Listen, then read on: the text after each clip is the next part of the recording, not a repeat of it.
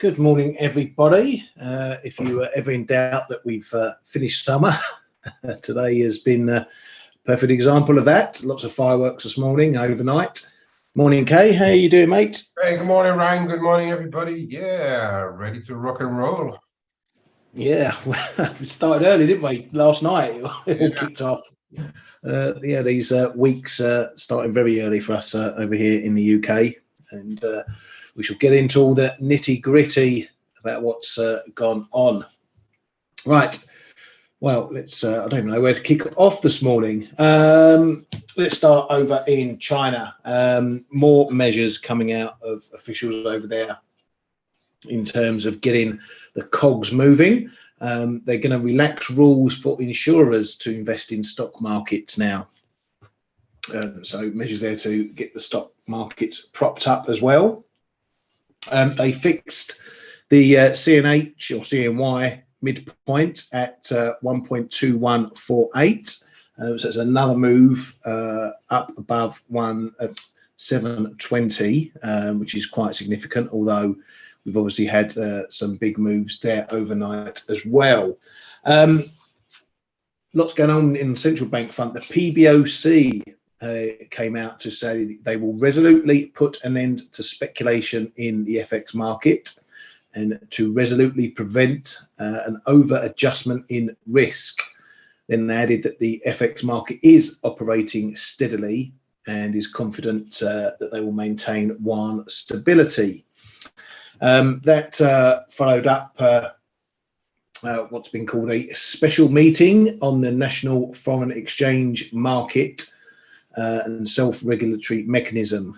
This was held over the weekend.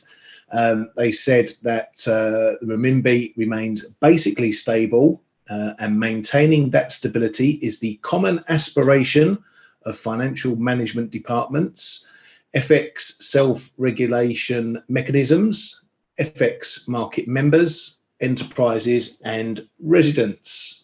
And that the party's Central Committee and State Council will take action to resolutely correct unilateral and pro-cyclical behaviours and resolutely crack down on behaviours that disrupt market order. So those aspirations of keeping the yuan stable is a bit of a tepid warning to say don't mess around with FX anymore or we'll crack down on you, come down on you like a ton of bricks. Further to that, this morning, the PBOC announced that it's going to, or sources announced that the PBOC will be scrutinizing bulk US dollar purchases over $50 million or more, and those amounts will require PBOC approval. So clamping down further on who and how much dollars can be bought from now on. So call it intervention if you like, however you want to call it. They're still locking down on FX, even though according to them it's moving stably, obviously not stably enough. Before we move on to Japan and the rest of it, what did you make of those lines, Kay? Getting a bit stronger, aren't they, in the old rhetoric? Yeah, definitely. The thing is, just one comment on when they're calling the yuan basically stable. If you look at their fixings, it's basically stable. That's true. Yeah. But if you look at the market, it's anything but stable. It's a bit like in Japan when the MOF said needs to move in line with fundamentals, but the fundamentals in their eyes are probably not the same fundamentals that we are looking at or other market participants. Yeah, I mean, it's definitely a case of don't go beyond any boundaries. And I found the $50 million threshold pretty hard, actually, because, I mean, we know that speculators can do much more than that. I don't know if they're going to play it like smart and do like 49.9 million every time they want to trade. But yeah, that is some measure because if you want to buy more than $50 million equivalent, you need a pre-approval, which is really going to give the PBOC the possibility of just saying like, no, you can't. And then if you even start to slice it up, maybe we'll come and find you as well, you know. So yeah, that's not a lot, is it? 50 million. I mean, that's peanuts. I mean, I misread it and thought they meant billion in the first instance. No. 50 50 million is very tight, very, very tight. I mean, if you are a speculator hedge fund, called the hedge fund, the asset managers, whatever, 50 million is really not a lot. And no, that's a pretty strict measure. But then again, you recall what I've been saying over the past weeks, and again on Friday we went there and just above is that famous 2% band around their fixing, and they of course voluntarily keep that fixing low so they can monitor it very strictly. If they would be at market with their fixings, the top would be somewhere in the 745s, you know, and they seem not to be wanting to let it go any further than where they decide it can go to. So yeah, that's going to keep the speculators on their toes for sure. So if not strengthening more directly, it may just shy make the speculators like shy away, you know. Okay, Yeah. if we can't go any further than this, perhaps we have to give up. And so de facto that may strengthening the CNH actually a little bit. But that's okay. That's one side of the pair. You have to look at what's happening in dollars as well. But yeah, I mean, they have in combination with what's happening in Japan, they really have put a lid on the dollar right now. So wouldn't that almost bring the FX market to a halt if you're talking about deals of 50 million? I mean, in real terms, you know, when you're talking, you know, Forex trading on the interbank levels, it's such a small amount. I mean, they must get, you know, hundreds of those going through each day. Yeah, that's true. Because if you're really, even if you're an asset manager, you know, and you have like a few billion also in position, which could still be. Imagine people like BlackRock, for instance, and I'm not saying whether they have the position or not, but imagine that their model says we need 1% being short 1% of our book in yuan. That may already be $2 or $3 billion, you know. Yeah. So yes, it's a very strict measure, this one, which could have an impact. Because if you are BlackRock and you need to go to the PBOC to have the approval to buy a $1 billion China, imagine that the PBOC says no. So that's going to throw a lot of models upside down, you know. Yeah, exactly. I mean, you wouldn't have taken your legs off the desk for a 50 million order in your day, would you? Yeah, well, I mean, it depends. I mean, CNH is still not your most liquid currency, but yes, I mean, those things, they usually don't move too much the market. But if you start to do 50 here, 50 there, 50, you know, how those funds work, they don't do everything in one go. And I guess that they will try to play it smart now and do 49 million every time. Yeah, they won't get that past the PBOC. We know that for no, for a fact. I know. Yeah. You can bet a few of them will try it anyway. Oh yeah. Anyway, right, just moving on from that, we did get, I'm not sure if it's on here, we did get some Chinese auto sales. Let's have a look if it's on here. I'm not sure it is. Nope, it's not. So I'll just have to read it out manually. So August vehicle sales were up 8.4% year on year. Versus minus 1.4 in the previous month, according to industry insiders. The Jan or year-to-date figures, Jan-August sales were up 8% versus 1.7% this time of year earlier. So a little bit of a signs of life, shall we say, at least in vehicle sales. But we know they've been putting in place you know, incentives for people to buy new electric vehicles and so on.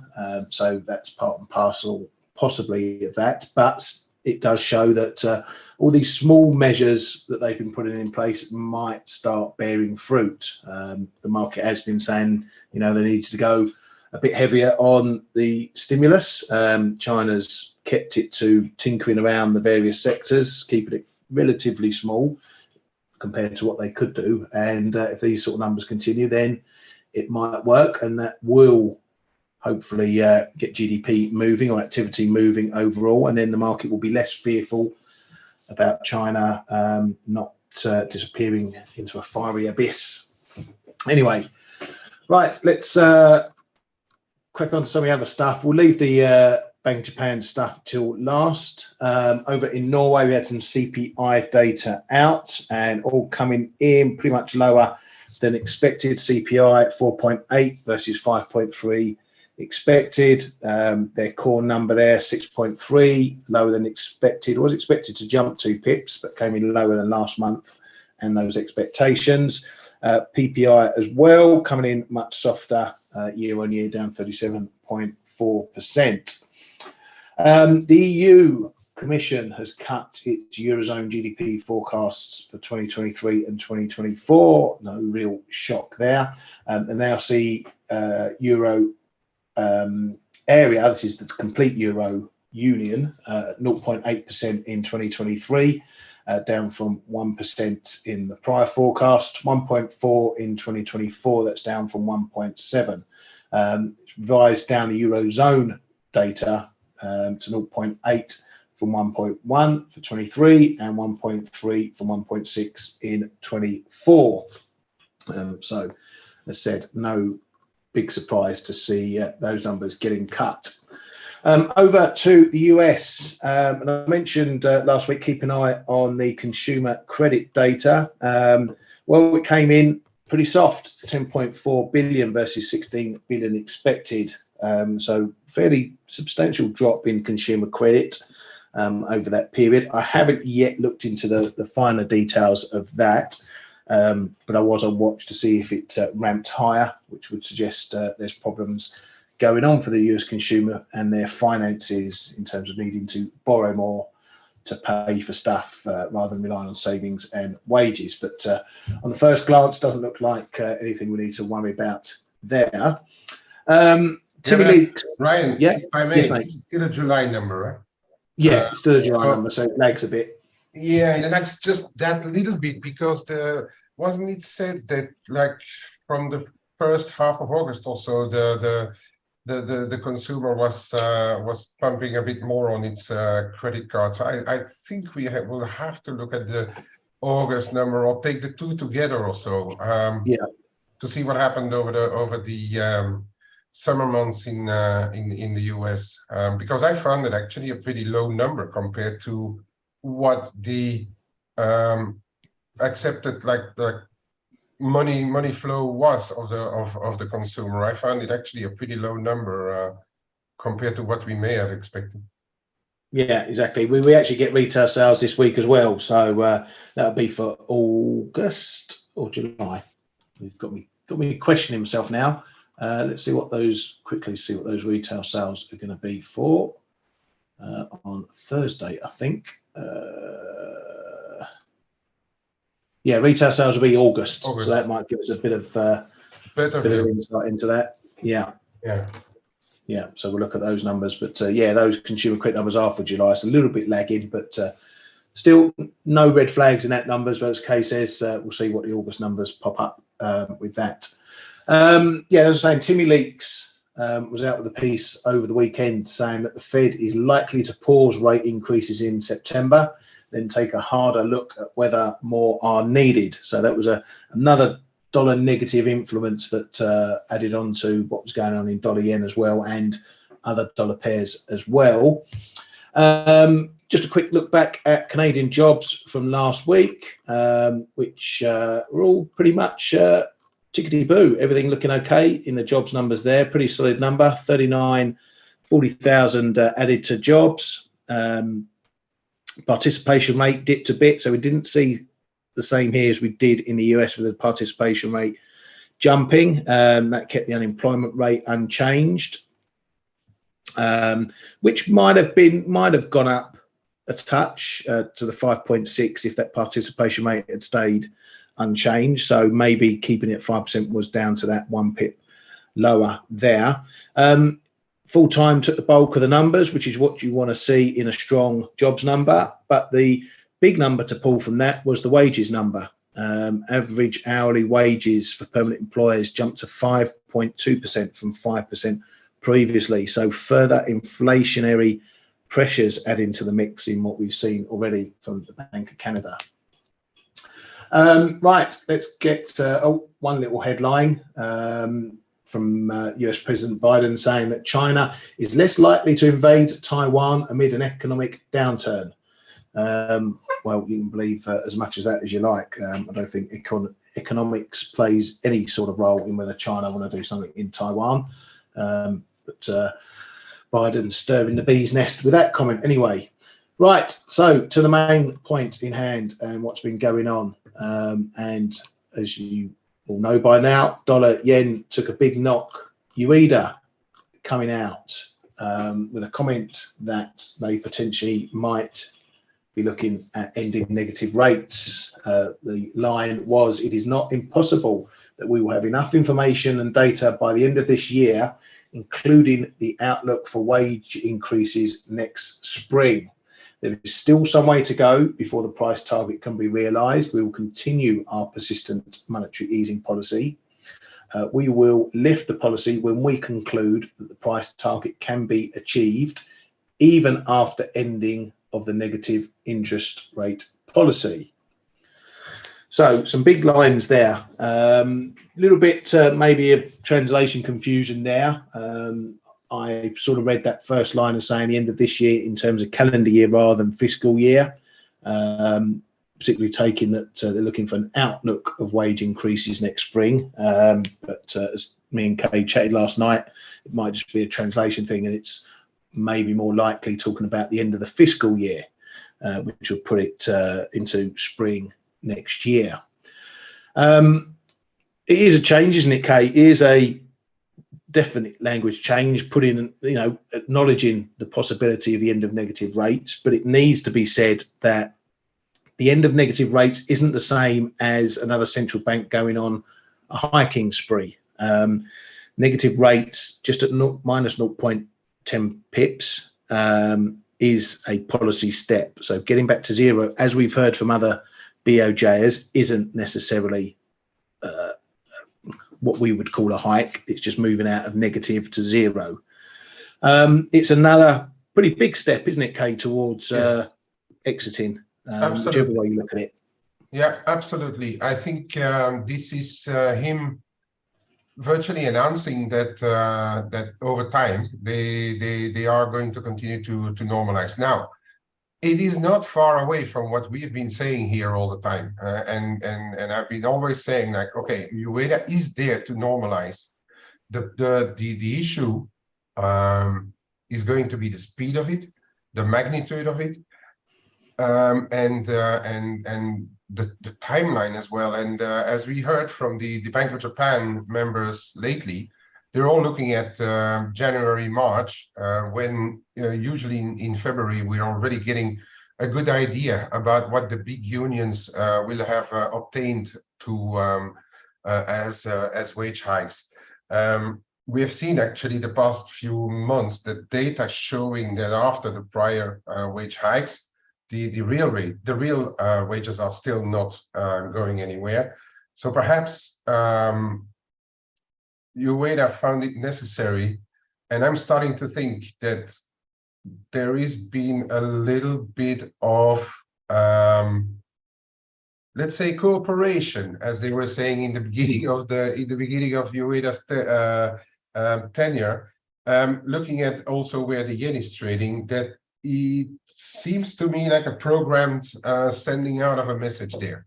But then at the same time, so there's been actually two articles, right? The first one was pretty hawkish, because he says there will be normalizing, or there could be rate hikes even after we're going to ending the negative rates. That means that they're not going to stop at 1, or they're not going to stop at 0. They are going to go into positive, apparently. That is what he's saying. But then about I think about 10 hours later, there was the second article which you picked up on, which was the one that you saw. Yeah. Which seemed already to water down a little bit, and I wonder if there wasn't a bit of finger slapping there, saying like, "Hey, I don't want to come out too hawkish, so rewrite that article." Yeah. So I'm still in doubt, because if Ueda really said in Japanese that they are going to include the wages next spring, that means, as I said, we normally have them around February. We have a pretty decent idea. That would still put us rather towards the end of the fiscal year instead of the end of what we of our calendar year. And I think there may be a bit of confusion in the market, but on the other side, where there is no confusion, is that he now gave us the hint that's saying that we are going to normalize. So that in itself will already bring a bit of flows with it. And now we are going to have to really closely monitor what those JGBs are doing, because the Bank of Japan is still buying some. And then there's the kicker here is that Kishida announced that he's going to put in a bumper stimulus plan to try and get the economy and the consumer on the road again. And that's going to have a double effect, because, or an opposite actually effect. I mean, more stimulus is being traditionally understood, and by myself as well, is that it's going to weigh on the government finances and watering down the finances, more debt and stuff. But it may be that in a second, but that's going to be a second leg. That's also going to mean that they are going to have more financing needs. So that, in my opinion, still part of the first leg, is going to keep Ueda from normalizing too rapidly. So that's going to keep them on a snail's pace. But it also means that there's going to be a lot more issuances of JGBs from their side. And that could, as we have seen with the US Treasury, push the yields higher in Japan. So to me, it's going to become very complicated, this one. It is going to be complicated. I think that there's going to be a lot of forces pushing both ways of this. Yeah. If the Bank of Japan continues to normalize, that is where other central banks are at the end of their hiking cycle. That's also important enough. Then it should, on the flow side, push the yen back home. Some of the Japanese whales should go more back home.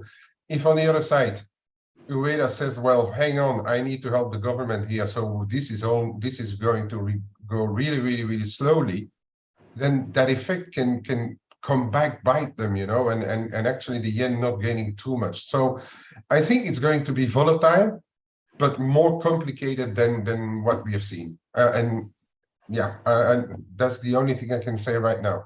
But I think we're going to go, the volatility in yen is not to go away. That's what I think. Yeah, no, I agree with that. I mean, you know, the thing with the Kishida stuff, and he's expected to have a big reshuffle as well, and the press described it as enacting drastic economic measures. The measures they're putting in place, a lot of them are to artificially depress prices, like gasoline prices, by adding subsidies and everything. So, you know, that's something that maybe is in the Bank of Japan's eye, that if you artificially depress prices and suddenly remove that those measures, prices are going to rebound back, and that's going to impact inflation in quite a quick way. It'll be quite a big snapback in things like that. So maybe they've got one eye on that, you know, when those measures do finally end, be it 2024 or whatever, there may be a big jump in inflation, and they may want to be ahead of that game rather than caught off like the rest of the central banks are. But just to go back to Ali's point, I mean, you know, Ali's asking why this time the BOJ comment on yields and interest rates are not impacting the yen. Well, the yen fell 200 pips, Ali. That's no small move in a currency as big as that. But you have to look at it in context. What have they done? They've done absolutely nothing. They've just talked about doing something. And they've talked about doing something potentially in 2024. You know, many months away. We've got a lot of stuff to trade before we get there. So this is just the market reacting. It is another step, and if you've been following this show long enough, you know we've detailed these steps all the way through. You know, closer and closer, we're inching towards an exit, and they want to keep that manageable. You know, they didn't want to turn around on day one and say 2024 we're ending negative rates, we're going to start hiking rates, we're going to stop QE, boom, boom, boom, boom, boom, because that would just cause carnage. So they're very fearful of creating too much volatility. So these little things are going to be dropped, like moving YCC the first time and saying it wasn't a monetary policy move, like moving YCC a couple of months ago and saying it was to help markets function rather than monetary policy. They're drip feeding us this stuff over months and months and months. So by the time they actually get round to it, the market will hopefully have taken it all into its stride. So it's not going to react negatively and send dollar yen down to 120 in 5 days. So yeah, you've got to think of the context. I mean, I thought 200 pips this morning when it was done the 146 level this morning. I thought that was a bit of an overreaction, looking at the news versus what they've actually done, which is nothing. So you know, I think Ali, you want more than what the market is prepared to give and what the market should give. There's no way this should have been trading down at 140 on the back of that news. Might get there over the next few months if the numbers prevail in Japan and if they do move closer, but the market is still going to want confirmation. We may get to the turn of the year and the data says, actually, no, we're still far away from inflation sticking at 2%. And then you'll probably see yen weaken again. So it's all about the context. If we get further comments, if UEDA pops up tomorrow and says, yeah, you know, we're going to be normalizing at the turn of the year or in spring, fine, then you might get a bit more out of it. But he's still chucking in the caveats. We're still going to be easing. We're still not there yet. There's still lots that can happen. So no, don't be expecting 500 pip moves on this. If he turns around and says we're hiking tomorrow, well, that's a different thing. But keep your expectations in the right place. For now, we're seeing a bounce. I was looking at 146.50, you know, that old level that we had. We broke down below it. We're now back above it. So the market is saying, okay, yeah, we're taking it in our stride. What's going on? We acknowledge what you're saying, but you know, we're not happy to keep selling this pair or keep buying yen on the back of it. Now, what we have seen, we obviously saw the initial reaction when markets opened last night. Then we saw a further reaction when Tokyo fully opened. Then we saw a reaction when UK, Europe opened. Now we need to see if there's going to be reaction when US opens. But for now, I would potentially be more a dip buyer than rally seller in this one, just because I think this move for the news is a little bit big. I'm not quite ready to touch it just yet because I think there's, as Kay said, there's going to be a lot of volatility in this for a couple of sessions. So until it sorts itself out and knows what it wants to do, might just need to let it do its thing. If we start holding below, you know, 147, that was a break point up here, then I think maybe then the longer termers are going to be in rally sell mode. But we've also had that Timmy Leaks news that the Fed might be on pause in September that you know, would cement the thinking so far. So again, no reason for the dollar to gain significantly on that either. Then we've got the China messing around as well. So there's many things mounting up why the dollar in general might not see as much upside, or the upside is going to be a bit tougher, just because all the news and stuff that's been dropping in is just putting a bit of pressure on the dollar for the moment. But we've got a lot of data this week. Big data, US CPI on Wednesday. You know, dollar yen could be back above 147, or it could be below 145. Who knows? This is the market we're in at the moment. We've got to trade around the data as well. So lots to look at. Just to have a look at the calendar quickly. Jobs data tomorrow from the UK is going to be particularly important as well. PPI on Thursday, obviously the ECB as well coming in there. So we get to see, are they going to hike or hold at that meeting? And we get to hear from Queen Suntan as well. Friday, we get where was it? Sorry, Thursday retail sales. I mentioned PPI as well. Friday we get the Empire Manufacturing, so the first numbers of the month there. Import-export prices and Michigan flash and a bit of industrial production data too. So there's going to be lots here for the dollar to trade on, and we are going to be moving between data points and obviously those headlines. Right, so just looking, coming into some of the other prices as well. So generally, we've seen dollar pairs like Aussie dollar, Kiwi, cable, euro dollar, all bouncing a little bit. Aussie dollar, for one, got itself back above the 64. Couldn't do that last week. Now it's above. Now it's looking to climb. Does this mean we've finished with the moves lower that we've seen recently? I don't think so. This is just a further bit of pressure relief that we've seen. I don't really see anything that should change what we've seen already. But when you want to catch those knives, you need to get over these small steps. You need to build on these small steps. Nothing is significant until we get back above 65s and back above this zone. Get above there, then maybe we're turning around this trend. But until then, just these little steps need to be watched. If we can't hold them, then back down we go. Cable is another one, and look what's shown up again. 124.50.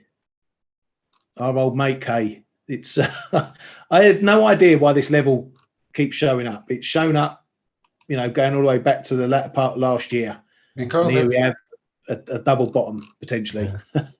That's because everybody is watching our show. And yeah, exactly. We've been banging on about that level for so long that finally perhaps somebody in the bigger players has said, like, oh, if those guys keep on banging on about that level, perhaps it's a real one. So yeah. No, but it's true. It really looks like an obliged station on the metro line, right? Every time. Yeah, I mean, look, that's to the pip on Friday. After it was sailing pretty above 125s. I managed to make a complete mess of my trade.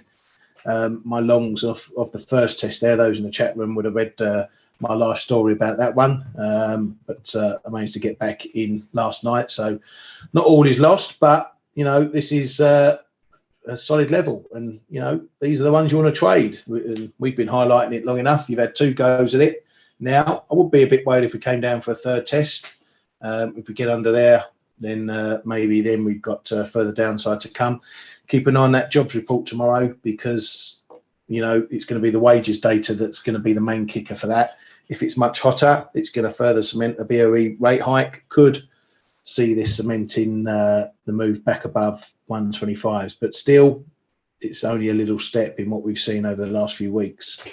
So more work needs to be done on that one. Arif, good to see you, mate. You went long metals, building a position, inflation, war footing, rates rising, digital currencies coming. Oh, you got lots in the mix on that one. Going off the grid, support 1980, 90. Yeah. This one, let's have a look at gold quickly, and then I'll hand it over to the K-Man quickly. So we've got this level down here, 1916s. It's where we held the move down from, you know, up to the 1985s. I'll just take that onto a wider chart. Might be a bit useful. So part of the bigger range that we've got here, 1985s, 1885s, and then we've got all these intermediate levels. At the moment, it's holding the 1930s, which we've got this bit of a zone, 30, 35, 40, bit of a traffic area, as you can see, going back. We're not breaking back above that. So that's your first note of caution, that we can't get above there. Get above 1940s then. At the very least, you might be looking at these highs. 1916, 15, 16 is your intermediate level ahead of 1900s. So if you're long down here, Arif, very nice. Keep an eye on that, but watch that 1930s. If we can't break above that, that would suggest that we're going to maybe have another look lower. Maybe we're going to move down to 1900s, if not more. But good luck with your trade. Anyway, Horatio, quickly looking at dollar CAD. Yeah, this one I'm still long. again, this has just been part of the dollar move. It's not given up an awful lot compared to some of the others. You know, it was on its way after we had the 137 test anyway. Key levels, we've got 135.5 is probably my bigger level. Got this sort of intermediate level, 135.80s to keep an eye on. The big level still remains down at 134 through those prior lows, 134.90 and down to that 134.60, 70 area. So that's still my key area if we head lower. But while we're mooching around here, there's every chance that we might have another look at those highs, but I'll keep an eye on these levels in the main. Kay, do you want to grab it and look at a couple? Yeah, sure, mate.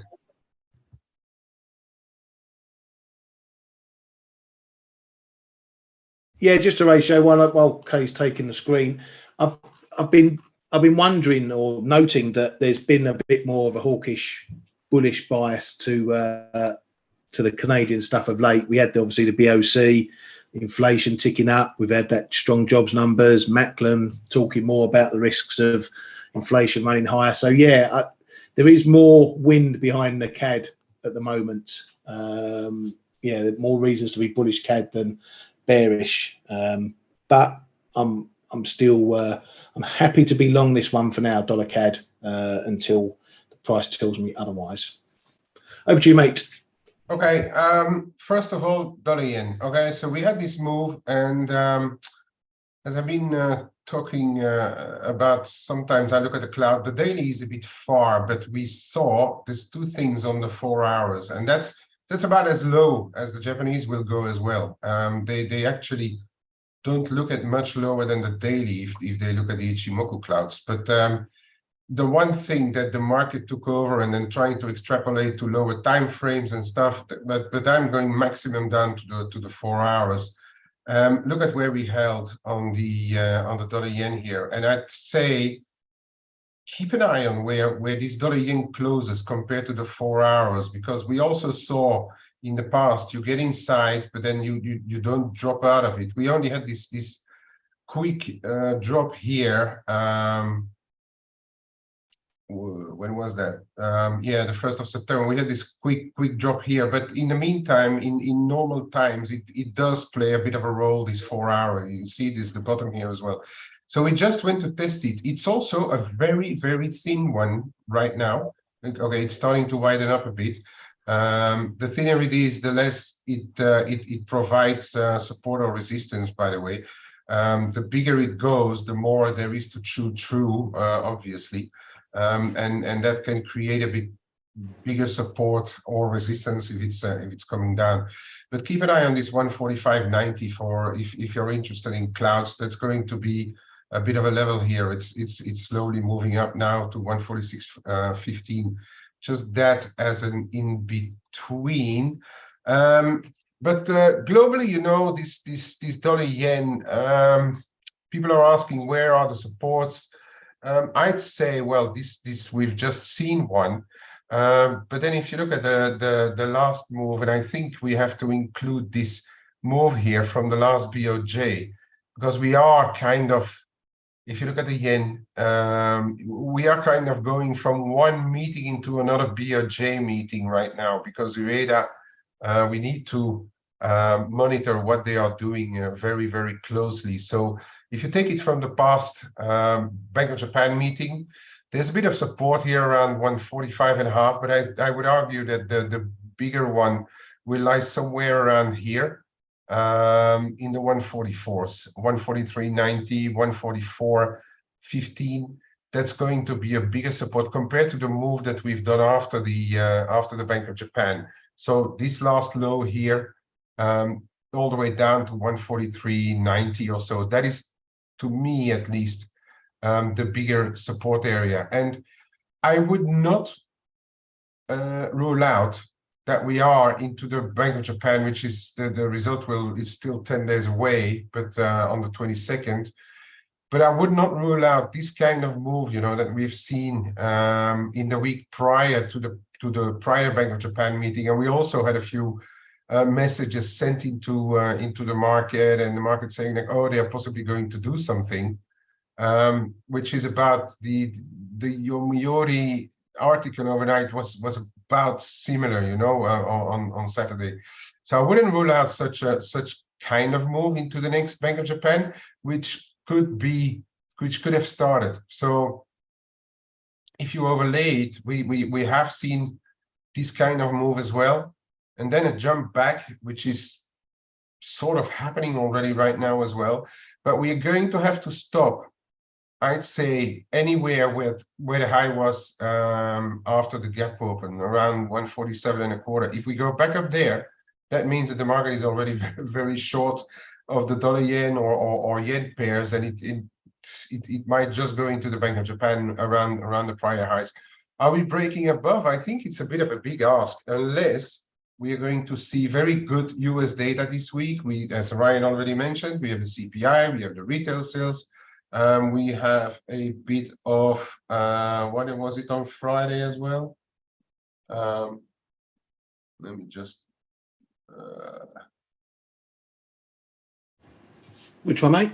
I thought we had like some decent, the industrial production in the Michigan on Friday.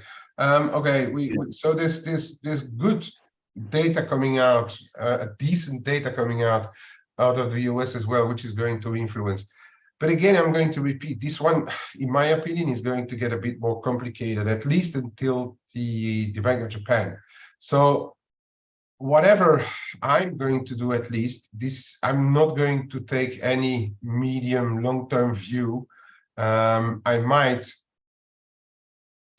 try and pick it up here somewhere, but equally, I don't think that there is enough food now, unless the dollar continues to move lower.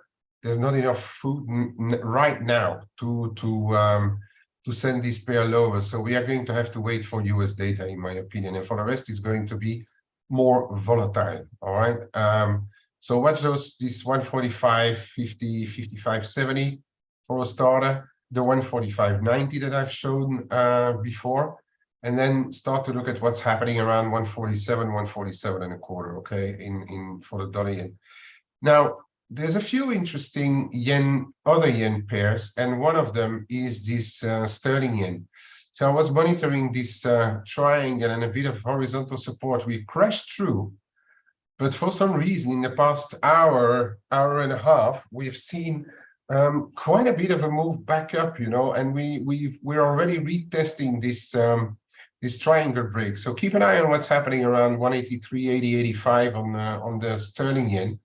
That's going to be an interesting one, interesting watch, I think, for either the next hours or the close of the day, and then into tomorrow's UK jobs report. Another yen pair, of course, that's interesting to watch is this one, and I've noticed this morning. Aussie is, of course, being supported as well with what's happened in China to some extent, and also that very good hold around the prior lows and a move back above 64 in the Aussie dollar. But look at this. We're building bottoms in the Aussie yen, and knowing that it's let's say in volume likely the second pair traded in Japan itself after the dollar yen. Aussie yen is a very popular carry trade in Japan as well. So keep a close eye on what's happening in Aussie yen, and that thing is refusing to really go down a lot. And I would like to draw your attention here to a triple bottom in the short term, and also this trend line, which seems to hold. So keep a very close eye on what's happening around 93.5 in Aussie yen, okay? If that thing holds, well, I mean, that could put some support in yen carry trade still, and that meaning that investors or speculators haven't given up on shorts yen just yet, okay? I think it's really getting important to watch those crosses yen. If they hold, it's going to put some support under the dollar yen as well, okay? Trend line from that July 28th. trend line from that July 28. Let me just look. Oh, this one here, Gav? Yeah, likely. Gav is our level spotter. It's really becoming our level spotter in the room. Thanks, Gav. Yeah, that one as well. Okay, we had a little drip below there on the opening yesterday, but it's really, those supports are holding, and that makes me really reluctant to dive into too many long yen positions right now. Similar on the Kiwi yen. Look at that. Okay, that's a bit of a more longer term, but that's holding even since May on a daily basis. So those yen crosses, they really hold me back from going very long yen. And by the way, I'm still not convinced about the speed of those that normalization process. I mean, Ueda has the potential to disappoint the market again, just as he did after the past Bank of Japan meeting. Okay, this euro yen was looking very breaky, and it's already back above that more medium-term trend line as well. I mean, all those little signs are telling us that the market hasn't given up, and perhaps this early Sunday night, Monday morning move was a bit of a panic move, or people thinking like, okay, now this is the right one. But all those moves afterwards are telling me that's perhaps not yet the right one to have. Okay, just quick look at the majors. I'm not really impressed yet about the euro dollar. I think the ECB should decide on what's happening there. People are still divided about whether it's going to be a hawkish hold or a dovish hike. What's going to happen with the PMPP? Is Lagarde still going to give in to the hawks? It's going to depend on whether they solely look at inflation or moving with a more cautious economic view. I'm rather of the latter, but I wouldn't rule out a test higher again before the ECB, you know, because there's enough uncertainty around the ECB for the euro dollar perhaps to have a look at the high 107s again. We've seen pretty decent demand, yeah. Every time we went under 107 last week, we have seen pretty decent demand. I think some people are preparing or managing their books ahead of the ECB already. We also have the US CPI, so people are managing their books. This is not an illogic move, even if we're short euros and still bearish euros.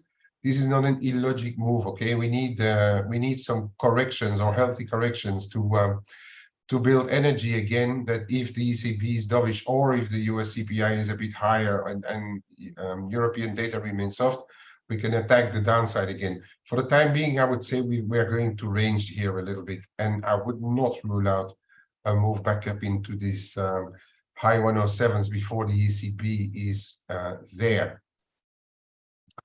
Ali was saying about a cable position. I'm neutral. Yes, the 124.5 held rock solid, but we haven't really retested yet the mid 125s, which is our first level of interest. Again, we are going to have a test tomorrow for the sterling on the jobs report. I think CPI is only next week in the UK, and then the Bank of England also next week in the UK. In the short term, you can be right for this little move if you really do it like very, very cautiously and rapid fire positions. But for me, this is neutral within these 100 points. I think it's quite significant that we held down there. But are we ready to start going higher, back up to 126s? The jury is out on that one. I think it looks to be underpinned, and all those currencies are seen now underpinned by some yen pairs as well. The sterling yen, the euro yen. You look at the commodity currencies yen. Yeah, I've got a little more nuanced view on the Canadian dollar. I'm not saying it's given up. But I am just saying that those several attempts to break above this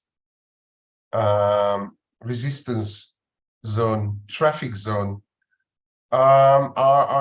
it's looking failure. It's looking like a failure. We really are going to grab the 136.5 40-50 zone relatively quickly again to continue to go, and then we are still going to have to wrestle with this trend line above here in the low 137s. But in the meantime, that looks a little bit like failure-ish to me.